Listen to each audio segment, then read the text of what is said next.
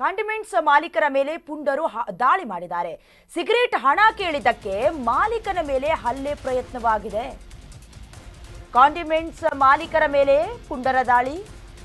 Cigarette ಹಣ ಕೇಳಿದ್ದಕ್ಕೆ ಮಾಲೀಕನ ಮೇಲೆ ಹಲ್ಲೆ ಮಾಡಿರುವುದು ಬ್ಯಾಟರಾಯನಪುರದ ಗ್ಯಾಲಕ್ಸಿ ಕಾಂಡಿಮೆಂಟ್ಸ್ ಬಳಿ ಘಟನೆ ಆಗಿರುವುದು.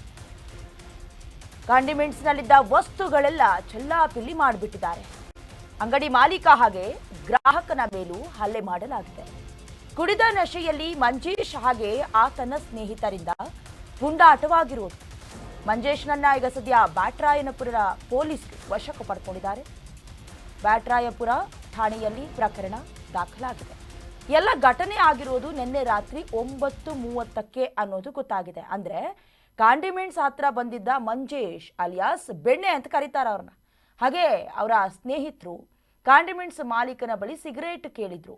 ಇನ್ನು ಬೆಣ್ಣೆ ಸ್ನೇಹಿತ ಹಣ ಕೊಡದೆ ಆವಾಜ್ ಬೇರೆ ಹಾಕಿರೋದು. ಅದರ ಜೊತೆಗೆ ಅವ್ರ ಜೊತೆಗೆ ಬಂದಂಥ ಗ್ರಾಹಕರೊಬ್ರು ಆ ಸ್ನೇಹಿತರನ್ನ ನೋಡ್ತಾ ಇದ್ರಂತೆ, ಏನು ನಡೀತಾ ಇದೆ ಏನು ಎತ್ತ ಅಂತ. ಜಸ್ಟ್ ಇಷ್ಟಕ್ಕೆ ಏನು ಗುರಾಯಿಸ್ತಾ ಇದೆಯಾ ಅನ್ನೋದಾಗಿ ಗ್ರಾಹಕರ ಮೇಲೂ ಕೂಡ ಹಲ್ಲೆ ಮಾಡಿ ರೋಡ್ಗೆ ಎಳೆದು ಗಲಾಟೆ ಮಾಡಿ ದೊಡ್ಡ ರೀತಿಯಲ್ಲಿ ಪುಂಡಾಟವನ್ನು ಮಾಡಿರುವುದು. ಅದಾದ ಮೇಲೆ ಕಾಂಡಿಮೆಂಟ್ಸ್ ಮಾಲೀಕ ರಾಜು ಮೇಲೆ ಕೂಡ ಹಲ್ಲೆ ಮಾಡಿರುವುದು. ಏನು ಸಿಗರೇಟ್ಗೆ ಹಣ ಕೇಳ್ಬಿಡ್ತೀಯ ನನ್ನ ಮೇಲೆ ಅಂತ ಆವಾಜ್ ಹಾಕಿರೋದು. ರಾಜು ಮೇಲೆ ಹಲ್ಲೆ ಮಾಡಿರೋದು, ಅದರಲ್ಲೂ ಈ ಡ್ರ್ಯಾಗರ್ ತೆಗೆದು ಬೆದರಿಸಿದ್ದಾರೆ ಅನ್ನೋ ಆರೋಪ.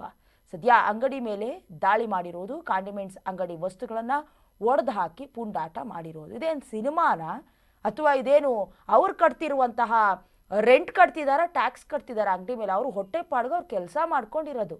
ಇವ್ರಿಗೆ ದುಡ್ಡು ಕೊಟ್ಟು ತೆಗೆದುಕೊಳ್ಳೋ ಯೋಗ್ಯತೆ ಇಲ್ಲ ಅಂದಮೇಲೆ ಹೋಗಬಾರ್ದು. ಅದಾದ ಮೇಲೆ ಸಿಗರೇಟ್ಗೆ ಹಣ ಕೇಳ್ತೀಯ ನನ್ನೆ ಅಂತ ನೋಡಿ ಎಲ್ಲ ಛಿದ್ರವಾಗಿದೆ.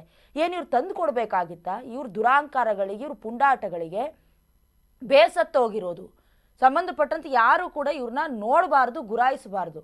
ಈ ರೀತಿ ಆಗ್ಬಿಟ್ರೆ ಹೇಗೆ? ಕಾನೂನಿನ ಸುವ್ಯವಸ್ಥೆ ಹೇಗೆ ಹಾಳಾಗ್ತಾ ಇದೆ? ಅಥವಾ ಸಂಬಂಧಪಟ್ಟಂತೆ ರೌಡಿ ಶೀಟರ್ಗಳ ರೀತಿಯಲ್ಲಿ ವರ್ತಿಸ್ತಿದಾರಲ್ಲ, ಇವ್ರಿಗೆಲ್ಲ ಎಡೆಮುರಿ ಕಟ್ಟೋದು ಯಾರು? ಈ ಪ್ರಶ್ನೆಗಳು ಮೂಡ್ತಾ ಇದೆ. ಸದ್ಯ ಇದನ್ನೆಲ್ಲ ಕಳ್ಕೊಂಡು ಅಂದ್ರೆ ಈಗ ನೋಡಿ ಎಲ್ಲ ಚಲ್ಲಾಪಿಲ್ಲಿ ಆಗಿದೆ. ಇರೋ ಬರೋದನ್ನೆಲ್ಲ ಕಿತ್ತು ಒಗೆದಿದ್ದಾರೆ. ಇದಕ್ಕೆಲ್ಲ ನ್ಯಾಯ ಸಿಗೋದಿಲ್ವಾ? ನಾವು ಈ ಥರ ಎದುರ್ಕೊಂಡೇ ದಿನ ಬೆಳಗಾದ್ರೆ ನಾವು ಜೀವನವನ್ನು ಸಾಗಿಸ್ಬೇಕಾ ಅಂತ ಮಾಲೀಕರು ಕೂಡ ತಮ್ಮ ಅಳಲನ್ನ ಬೇಸರವನ್ನ ತೋಡ್ಕೊಂಡಿದ್ದಾರೆ.